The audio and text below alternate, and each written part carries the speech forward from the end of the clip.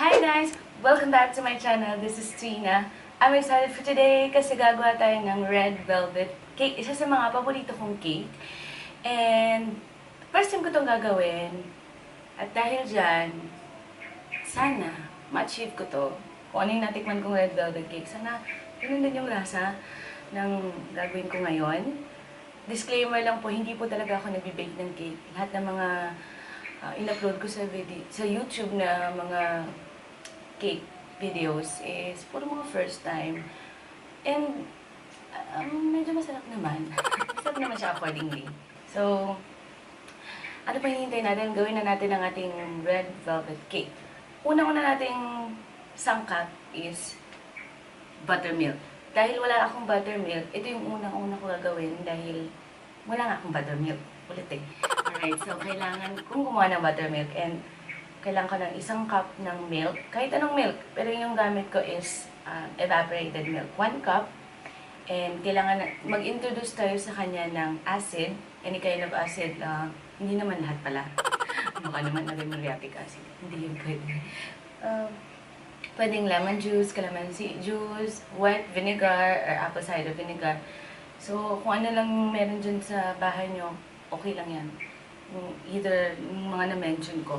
So, meron akong white vinegar, yun yung ilalagay ko dito sa ating milk. So, kailangan natin ng 1 tablespoon. In 1 cup, 1 tablespoon ng acid or white vinegar. So, nasa na yung panukat. Ito yung panukat. Para sure tayo. 1 tablespoon ng white vinegar. Ayan. So, ilalagay na natin. Haluin lang natin ng konti. Stir it a bit.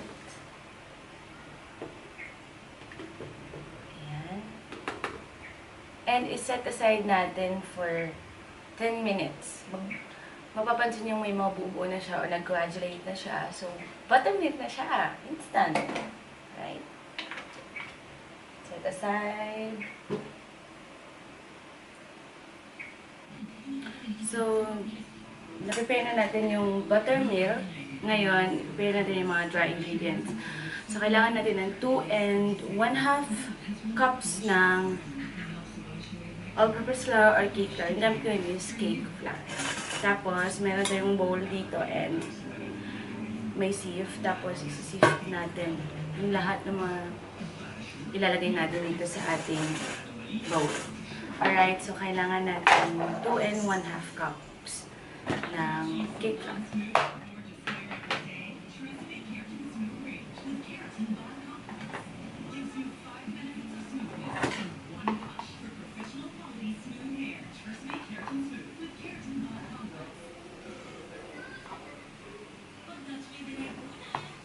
Alright. 1 cup.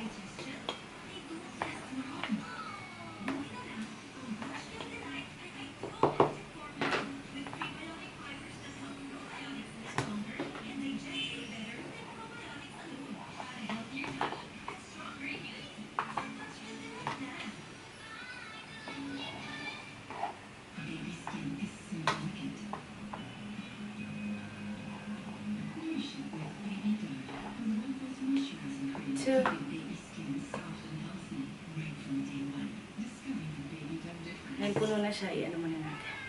Isala muna natin. So, may kulang pa tayong 1/2 cup. Alright, so ito na ang ating remaining 1/2 cup ng cake flour. Isala ulit natin.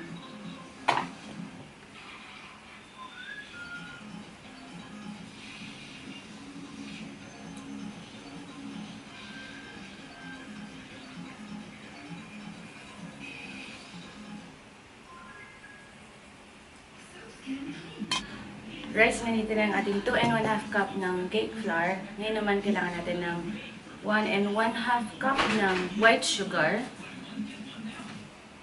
1 cup.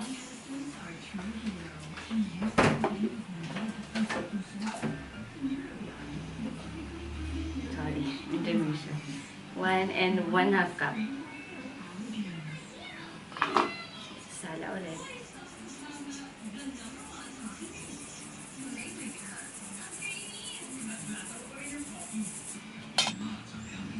Right, dito na din yung ating 1.5 cup ng white sugar. Ngayon, add natin 1 teaspoon ng ground cinnamon.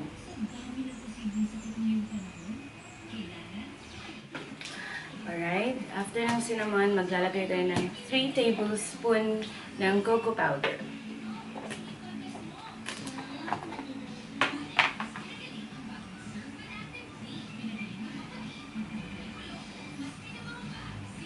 One,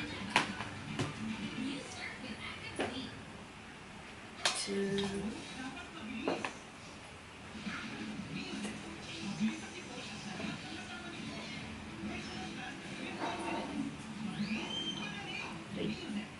three tablespoons. And isisip ulit natin.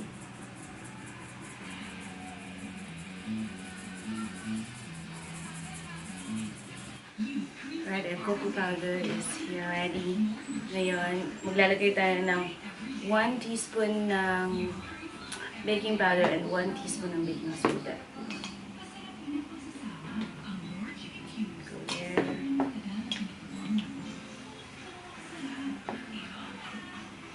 And 1 teaspoon din ng salt. Alright, so andito na lahat ng ating dry ingredients. Ngayon, hahaluin lang natin sila. Para maging magkaibigan sila din sa loob ng bawang. Usap kayo dyan. Lutuin ko na kayo.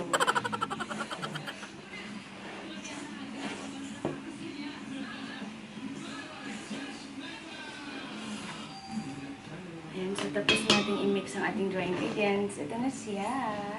Ngayon, isa-set aside lang muna natin ito dahil i-prepare din natin yung ating wet ingredients. So for now, i-prepare din natin yung ating wet ingredients. We need 2 large eggs.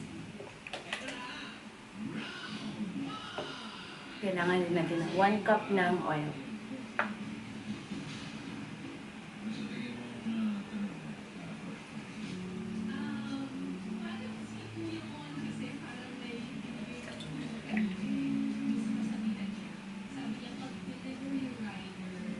One cup of buttermilk. Yung ginawa natin sa una-una talaga, ito na siya. Ayan. Sana klaro yung mga buo-buo, pero basta, may mga buo-buo siya. Ayan, so ilalagay na natin. Ito yung mga buo-buo. Pag ginawa nyo to, makikita nyo yung mga buo-buo sa buttermilk. Alright, kailangan din natin ng 2 teaspoon ng vanilla extract.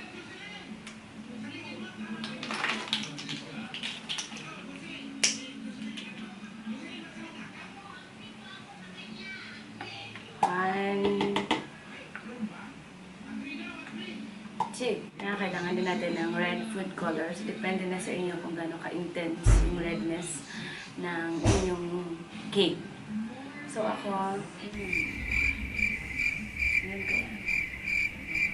Paunti-unti na lang muna. Kailangan natin siguro ng 1 tablespoon na 1 tablespoon ng red food color.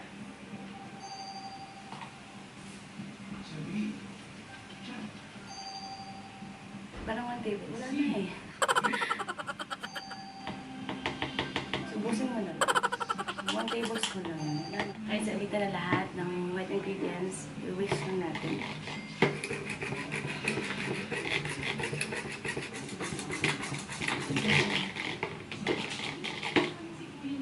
Alright, so dito na yung ating wet and dry ingredients. Ngayon, i-incorporate na natin yung dalawa. Pero, hindi lahat lalagay natin sa ating dry mixture. Paunti-unti, siguro half of this. And then, mix.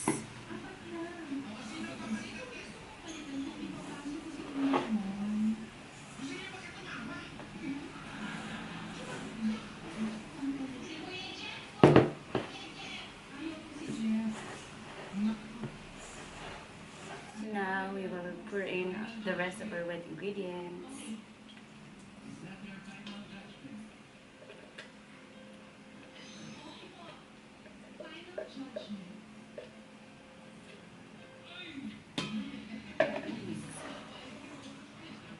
Gamit ko lang sa pag-mix is yung spatula.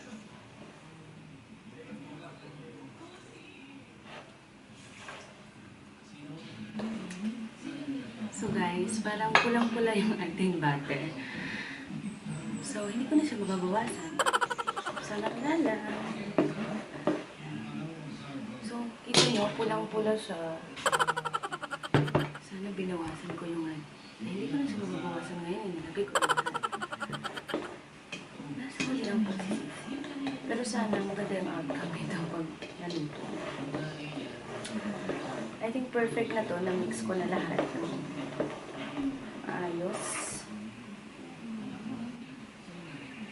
But first, i-grease muna natin yung ating pans. I have 2 pans here. Grease lang natin siya with oil. Binasa ko lang yung tissue ng oil. Tapos, i-grease ko dito. Pati sa sides. Ayan. Ayan na. Ayan.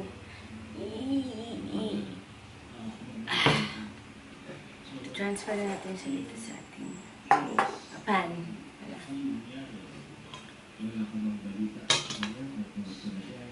Shake ko muna last. Mix ka.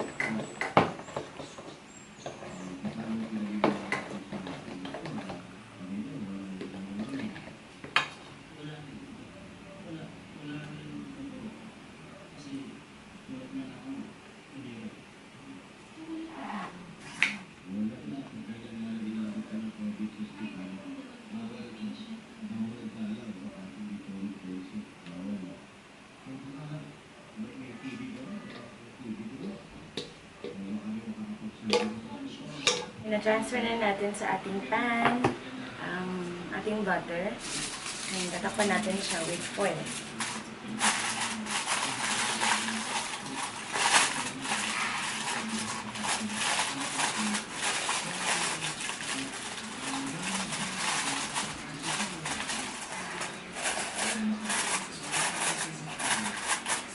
Okay, so ready na to. At ang gamit ko ngayon is rice cooker. Yun yung paglulutuan natin. Isi-steam lang natin. Ayan. So, ngayon, ilalagay natin ito sa ating rice cooker. So, nagpakulo ako ng tubig, mga 2 inches. Mga 2 inches sa ating rice cooker. Kukunin ko na siya ngayon. Ilalagay na natin ito sa loob.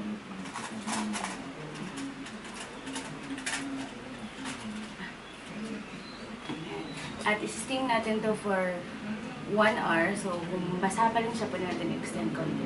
So, see you after 1 hour. Hi guys! So, after 1 hour, ito na po yung ating cake. Red velvet cakes. Dalawa sila.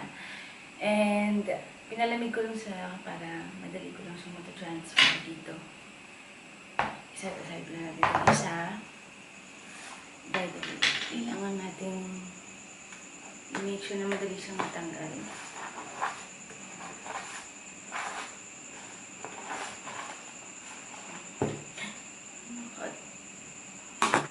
I-flip natin.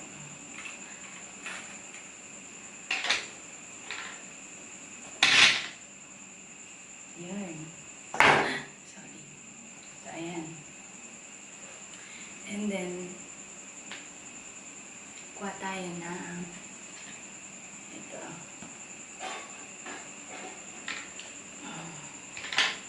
Dahil ikakat natin yung top part na. Gamit ko lang ang kutsilyo. Wala akong serrated knife. Itong klase lang na kutsilyo. Okay, konti lang.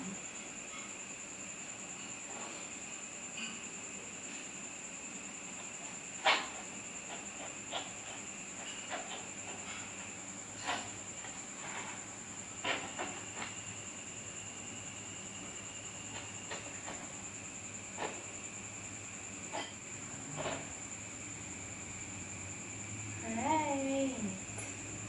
set aside lang natin dahil gagawin natin itong pang decoration mamaya.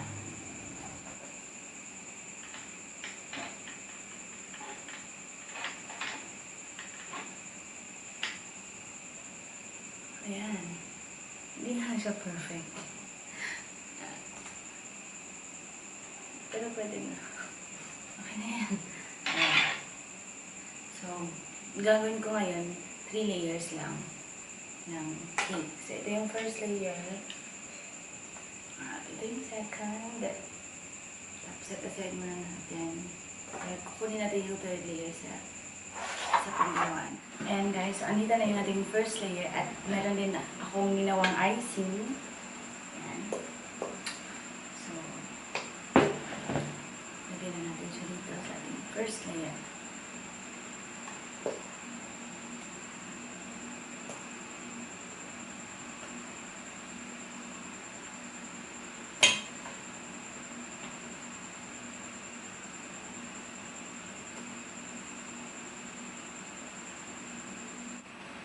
Right, ilalagay naman natin ang ating second layer.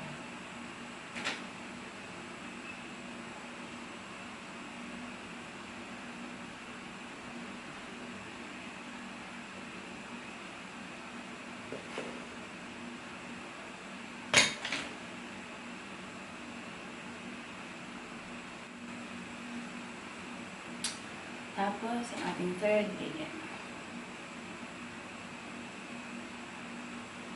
Make sure na pantay. Ayan, malalagay lang. Icing.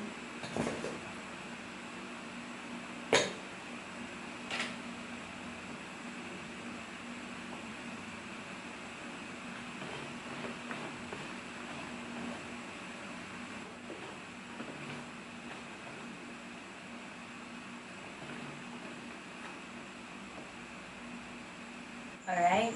Nalinis na natin yung top part. Linis na ba? Okay. Ngayon naman, maglalagay tayo ng crumbs dito sa sides. Oh.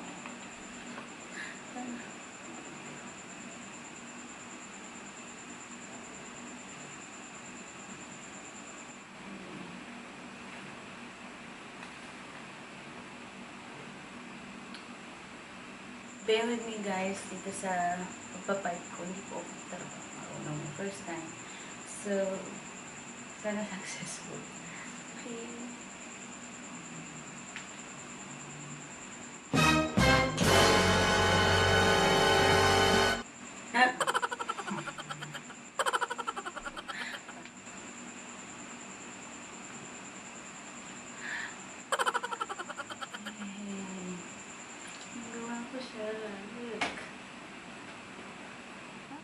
So, eto na po guys yung ating red velvet cake.